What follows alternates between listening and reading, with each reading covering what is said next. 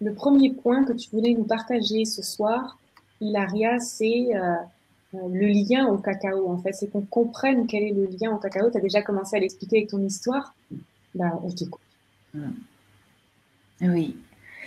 Alors, ce qui est très important pour moi de transmettre est que quand on s'approche à une plante enseignante, on va bien au-delà que la connexion à quelque chose. Mais on rentre en relation avec un être multidimensionnel, un être qui a une médecine spécifique. Donc, est une médecine de la terre, le cacao, comme des autres de la famille des plantes enseignantes, des plantes maîtresses. Et la terre, elle nous soutient dans ce moment d'ouverture de conscience ou de guérison collective en offrant, en amenant à la surface, ces médecines. Et donc, euh, pour aider les êtres humains à retrouver le chemin vers le cœur. En fait, c'est dans l'espace du cœur que la mémoire de qui nous sommes vraiment à tous les niveaux. Donc, l'humain, le physique et le non physique peut s'ouvrir. Et donc, avec cet respect-là, j'aime accompagner les personnes à rencontrer cet esprit. C'est un esprit qui, je le dis souvent dans mes cérémonies, travaille avec le cœur des êtres humains depuis des millénaires. Donc, c'est avec, voilà, humilité qu'on va vers elle et avec une conscience du sacré. Et donc, on n'est pas du tout dans la consommation. Certes qu'on peut tisser avec toute chose plusieurs façons de se relationner. Donc, on peut rentrer dans un lien de consommation. Donc, je prends, qui c'est très différent du recevoir. Et c'est un point qu'on travaille dans les transmissions. On peut tisser un lien de dépendance avec les plantes enseignantes. Alors, plantes enseignantes, le cacao fait partie de cette famille. Il y en a des autres, peut-être quelqu'un on les connaît, je travaille avec des autres. Donc, par exemple, des autres plantes enseignantes, ils peuvent être l'ayahuasca et la même famille, mais on rentre dans des autres composantes et des autres activations au niveau du corps.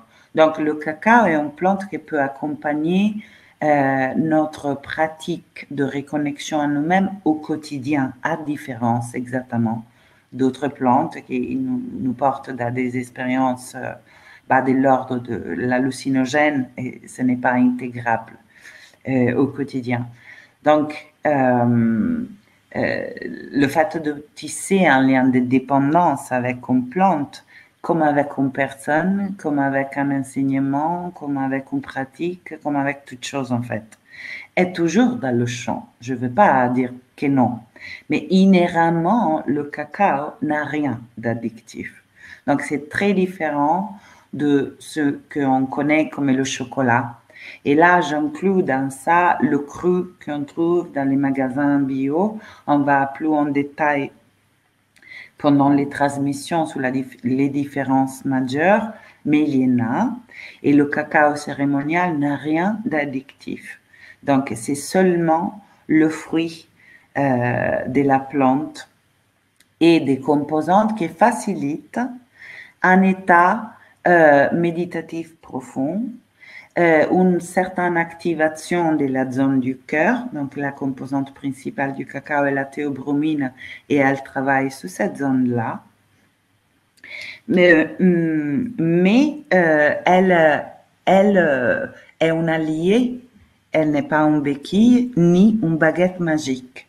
Donc, quand je parle de lien de dépendance, il peut aller dans les deux sens. L'une est, je crois que je peux rejoindre l'état d'être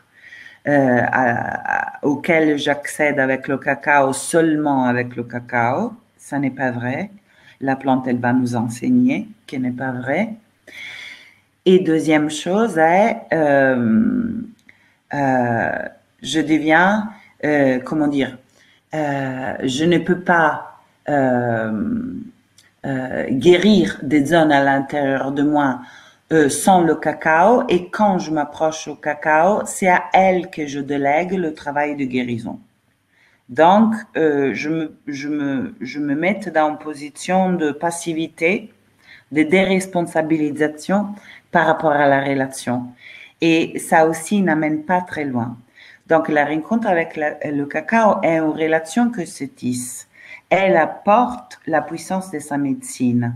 Donc, elle apporte un soutien, un support important pour soutenir notre intention de reconnexion à nous-mêmes.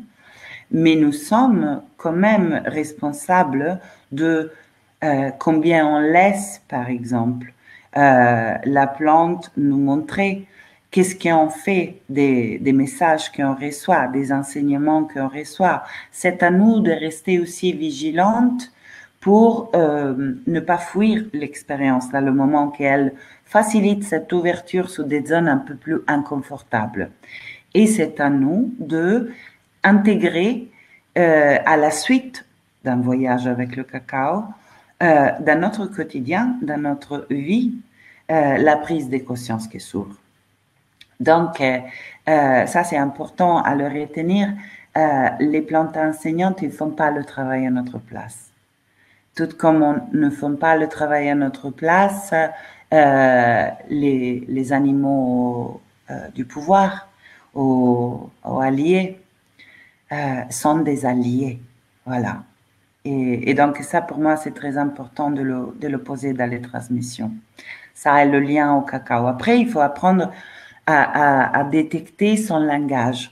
Donc, une plante, elle ne parle pas comme je suis en train de parler. Elle parle un langage fait d'intuition, d'éclair. C'est un langage subtil. Et sa réponse à une intention qu'on lui confie, bah, ça peut arriver dans le temps du rêve, après une cérémonie, le jour d'après, à travers une synchronicité, une rencontre. Donc, quand on travaille avec le cacao, on pose une intention à chaque voyage, idéalement. On y arrive avec une intention, un peu comme on arrive à la rencontre de quelqu'un avec une intention. On le disait, bah, là, j'ai une intention de vous transmettre le plus authentiquement possible ce que je crois peut être précieux à entendre. C'est une intention, ça cible l'énergie, ça la directionne. N'avoir aucune intention, je me garde un peu de ça parce que je trouve qu'il y a un espace pour le lâcher prise, que c'est le féminin en nous, et il y a aussi une place pour le choix. C'est le masculin en nous. Et je pense qu'on est prêt à pouvoir cheminer en union de ces deux dimensions. Donc, quand on travaille avec le cacao, on pose une intention et après, il nous faut lâcher prise. Intention et attente sont deux choses très différentes. Quand des personnes ils s'approchent au cacao dans la cérémonie ou même quand on tient un espace, hein, avec des attentes, c'est qu'on croit savoir, ça devrait être le déroulement de l'expérience. Alors que ça, c'est du contrôle. Et pour moi, c'est très différent de l'intention. L'intention est savoir ce qui me tient à cœur, ou ce dont j'ai besoin, ou ce que j'aimerais pouvoir lâcher, créer, transmuter. Et à partir de là, ben voilà, on lâche et on accueille le mouvement de l'inconnu. Et elle est un esprit féminin, donc elle va travailler sur cet aspect-là en nous. Elle va nous enseigner en douceur à cette lâche-prise, mais ne nous déresponsabilise pas. Donc l'importance d'arriver à la rencontre de la plante avec en intention. Voilà, je pense que c'est l'essentiel du lien au cacao.